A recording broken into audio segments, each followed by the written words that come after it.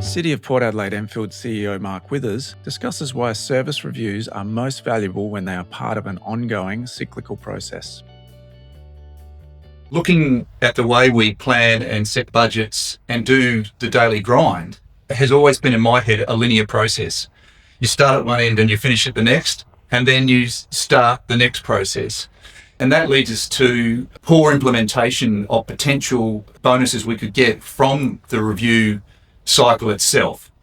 And also what it leads to is this ad hoc nature of cherry picking things that might be politically sensitive or might have a pressure point around money that don't actually help your organisation in the long term. So the revelation as working with B Squared came about in that we turned this into a circle. And so it was continuous. And therefore, what we did with that was said, actually, if it is cyclical, we have to pinpoint the time at which we do things and integrate it into the rest of our planning and the budget cycle. And if you go around that circle, we're now starting these reviews in August, September, doing the analysis, and then we're going to a conclusion point at which we then go to council early in the new calendar year, ready, of course, for decision making around the budget cycle so that we can then hit the ground as we implement those changes in July. Right before we then start the process again, which is just part of our natural cycle of life in local government land. And while that sounds so simple that I've just said it, it actually has so infrequently been done by councils.